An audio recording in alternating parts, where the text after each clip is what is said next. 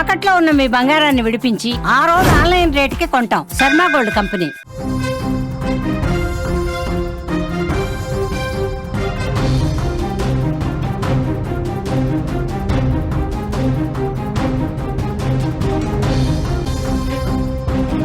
ఉప్పొంగుతున్న పెన్నా నదిలో ముగ్గురు వ్యక్తులు చిక్కుకొని ప్రాణాలతో బయటపడ్డారు. పెన్నా నదిలోని దానవులపాడు సున్నపురాలపల్లె మధ్య ఈ పెన్నా నదిపై వేసిన రోడ్డు కొట్టుకుపోయింది. అయితే ఈ రోడ్డులో వస్తున్న ఒక కారులో ముగ్గురు వ్యక్తులు వస్తున్నారు. ఆ ముగ్గురు వ్యక్తులు పెన్నా నది మధ్యలో కొట్టుకుపోయిన రోడ్డు మధ్యలో ఇరుక్కుపోయారు. ఆ ముగ్గురు వ్యక్తులని స్థానిక అగ్నిమాపక సిబ్బంది అట్లాగే పోలీసులు కలిసి చాలా చాకచక్యంగా వారిని కాపాడి నది ఒడ్డుకు తీసుకొచ్చారు. పెన్నా నది మధ్యలో ఇరుక్కుపోయిన వీళ్ళు కడప జిల్లా పొద్దుటూరుకు చెందిన వ్యక్తులుగా తెలుస్తోంది. ఒకే ఫ్యామిలీ నుంచి ముగ్గురు వ్యక్తులు పెన్నా నది సమీపంలోని కన్యా తీర్థ స్వామి వారిని దర్శించుకోవడానికి వెళ్ళారు. నిన్న రాఖీ పౌర్ణమి కావడంతో పౌర్ణమి రోజు ప్రత్యేక పూజలు నిర్వహిస్తారు. అక్కడ కన్యాతీర్థ స్వామి వారి దర్శనం కోసం వెళ్ళి దర్శనం చేసుకొని తిరిగి వస్తుండగా ఈ సంఘటన జరిగింది.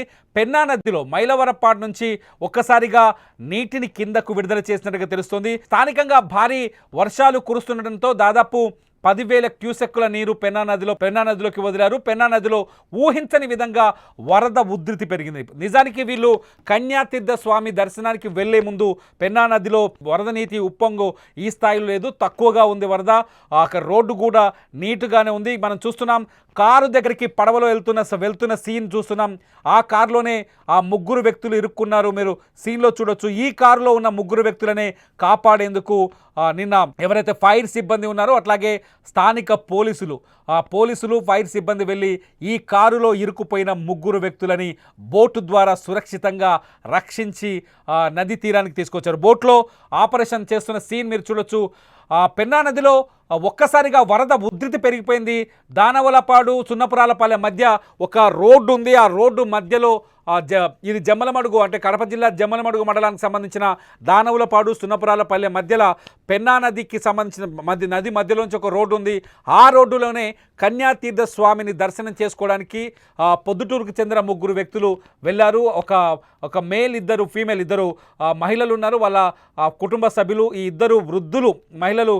ఆ వ్యక్తి ఎవరైతే సేఫ్ జాకెట్లు వేసుకున్నారో ఈ ముగ్గురే. అక్కడ మనం చూస్తున్న స్క్రీన్ పైన ఈ ముగ్గురు వ్యక్తులే నిన్న దర్శనం కోసం వెళ్ళి తిరిగి వస్తుండగా మనం చూడొచ్చు. కారు చుట్టూ ఒక్కసారిగా పెన్నా నదిలో నీరు ఉప్పొంగి కారు చుట్టూ నీరు చుట్టుముట్టాయి. రోడ్డు మధ్యలో అంటే కొట్టుకుపోగా మిగిలిన రోడ్డు మధ్యలో కారు ఉండిపోయింది. అక్కడ నుంచి వాళ్ళకు బయటపడే అవకాశం దొరకలేదు. కోసేపు ప్రాణాలని అరచేత పట్టుకొని బిక్కుమంటూ వణికిపోయారు.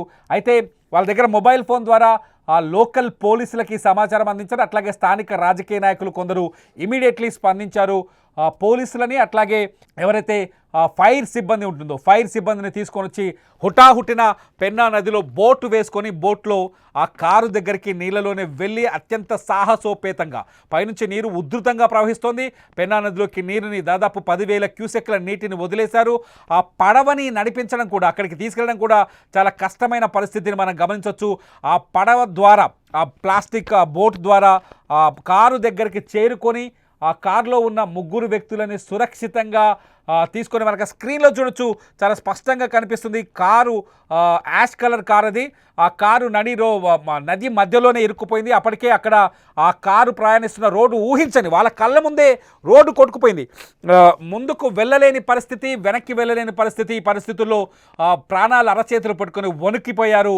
వాళ్ళని కాపాడేందుకు ఎవరైతే సిబ్బంది ఉన్నారో ఫైర్ సిబ్బంది అట్లాగే పోలీసులు తీవ్ర ప్రయత్నమే చేశారని చెప్పాలి. చివరికి చాలా సేఫ్గా వాళ్ళని ఆ కారు దగ్గరికి వెళ్ళి వాళ్ళని బోట్లో ఎక్కించుకొని ఆ నదీ తీరానికి తీసుకొచ్చిన తర్వాత పోలీసులు వాళ్ళతో మాట్లాడుతున్న దృశ్యాలు మనం చూస్తున్నాం. పెన్నా నదిలో ఊహించని విధంగా నిన్న కురిసిన భారీ వర్షాలకి భారీ వరద నీరు వచ్చి చేరుతోంది. పెన్నా నది పరివాహక ప్రాంతాల నుంచి క్యాచ్మెంట్ ఏరియా నుంచి దాదాపు 10,000 క్యూసెక్ల నీరు నిన్న ఊహించని విధంగా పెన్నా నదిలోకి వచ్చిందని తెలుస్తోంది.